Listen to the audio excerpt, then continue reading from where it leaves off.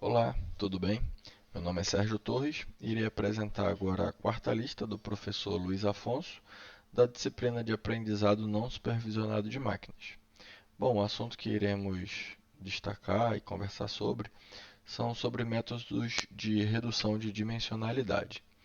Foi, foi passado para a gente esse notebook, onde nele já tem algumas bases de dados aqui, né? Temos duas bases que é a digit, que são vários números nessa tabela, e a rolo suíço, que são bases artificiais, né? Essa daqui é uma base artificial usada para testar métodos não lineares, e aqui é uma imagem com dígitos manuscritos, né? Que são utilizados aí. Então, são, então a ideia principal é a gente pegar uma imagem, né, representada em muitas dimensões e apresentar somente em duas para facilitar a nossa visualização, certo? Então, os métodos analisados foi o PCA, o MDS, o ISOMAP, o LLE, o TSNE, o MAP e o autoencoder. Então, aqui a gente preparou, né, as funções auxiliares e fez uma configuração inicial para a gente conseguir fazer essas quatro questões. O código vai estar disponibilizado e é bem intuitivo. Então, na primeira questão, foi utilizado o Base Digit, né, aquele que são vários números, onde cada imagem, né, da base possui o tamanho 8 por 8. Então, cada amostra tem 64 atributos.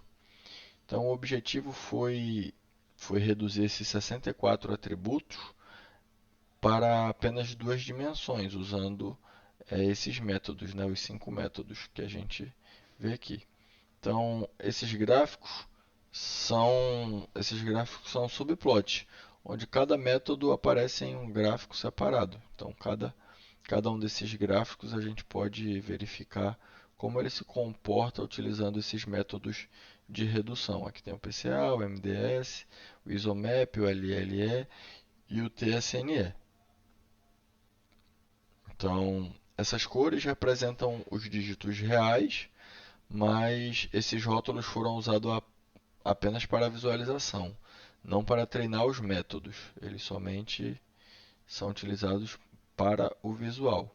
Então, o PCA faz uma redução linear, então ele consegue mostrar uma parte da estrutura, mas ainda deixa vários dígitos misturados. O MDS ele tenta preservar essa distância entre os pontos. Aqui o isomap a gente pode ver, e o LLE também, que eles tentam preservar essa relação de vizinhança. Por isso são métodos não lineares, eles tentam sempre preservar essa questão da vizinhança. O TSNE ele valoriza bastante a questão dessas relações locais. E visualmente, né, para separar melhor alguns grupos de dígitos. Visualmente fica melhor para a gente. Na... Aqui eu deixei algumas observações sobre o que eu falei. Fiz isso em todas as questões. Na questão 2, eu usei o rolo suíço, né, que está o enunciado. Aplicar os métodos, né, reduzindo os dados para duas dimensões e mostrar os resultados em um único gráfico com subplot.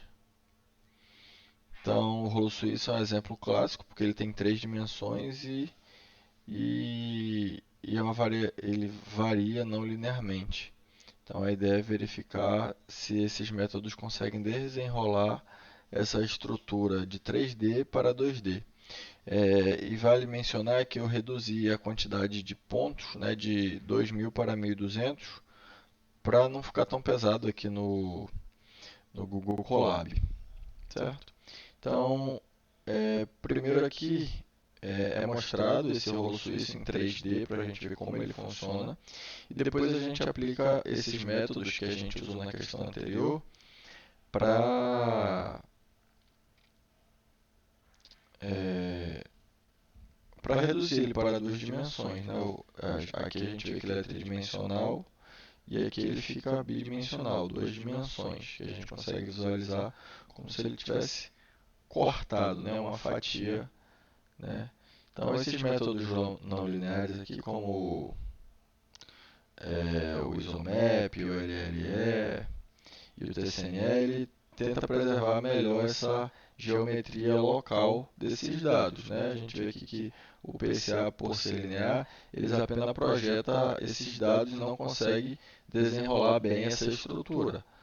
Já os não lineares, a gente vê que fica, ele consegue na verdade preservar melhor.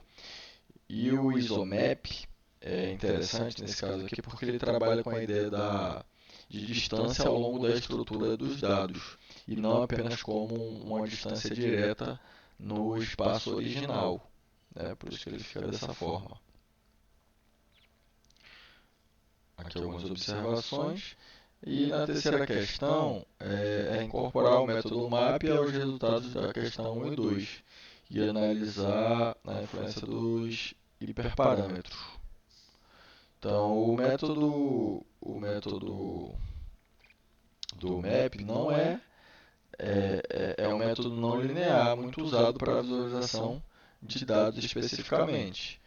Ele possui dois hiperparâmetros importantes, né, que é o número de vizinhos, que a gente vê aqui, o número de vizinhos, que é o define por 15, e a distância mínima entre os pontos, que é o MINDIST.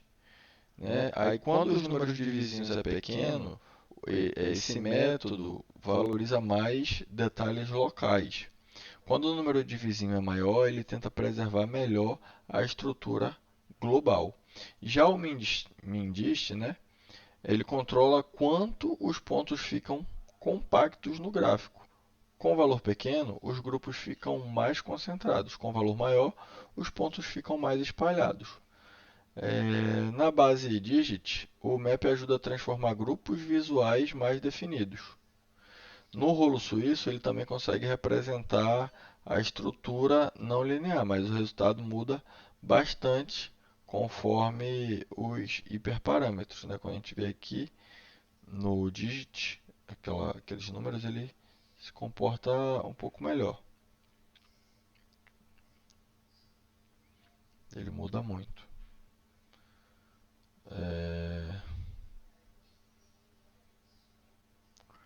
Aqui a gente vê os resultados, certo? Aqui, perfeito. Agora foi. Aqui os análises. E na questão, por último, né, na questão 4, foi incluído o autoencoder, que foi solicitado, que é uma rede neural que tenta reconstruir a própria entrada. Ele possui uma parte chamada encoder, que comprime os dados, né, uma camada latente, e depois um decoder, que tenta reconstruir os dados originais. Isso a gente vê muito em telecomunicações, tipo MUX e DEMUX, né, codificar e decodificar. Nesse caso é o encoder e o decoder. E nesse trabalho, a camada latente foi configurada somente com dois neurônios, por isso essa camada funciona como uma redução de dimensionalidade para duas dimensões. Aí aqui eu testei o autoencoder, tá? A dicção não está muito boa. Autoencoders, com diferentes números de neurônios e camadas, né? Com poucos neurônios, o, o modelo pode ter pouca capacidade para representar os dados, mas com mais neurônios, e mais camadas, ele consegue aprender relações mais complexas, mas também pode memorizar demais. Isso pode ser ruim por questões computacionais. Por isso, né, também foi testado com um autoencoder com regularização usando o Dropout e o Weight Decay, né, que a regularização ela ajuda a reduzir o overfitting e meio que ela força a rede a aprender uma representação mais estável. Aqui a gente consegue ver. Aqui está uma análise da questão. Então, com isso, a gente consegue concluir que o PCA é mais simples, mais rápido, mais limitado por ser linear. Esses métodos ISOMAP, LLET, CNE, o MAP são mais adequados quando os dados possuem uma estrutura não linear. O MAP teve a vantagem por permitir controlar melhor a relação entre estrutura local e global. Já o autoencoder, que a gente viu aqui por último, mostrou uma abordagem bem diferente, baseada em rede neural, que ele aprende uma representação comprimida a partir da reconstrução dos dados. Bom, e assim a atividade mostra, né, que a escolha desse método depende do tipo de dado que a gente vai usar, que a gente vai querer tratar, do objetivo da visualização e dos hiperparâmetros escolhidos. Então, desde já obrigado, até mais, até a próxima. Tchau, tchau.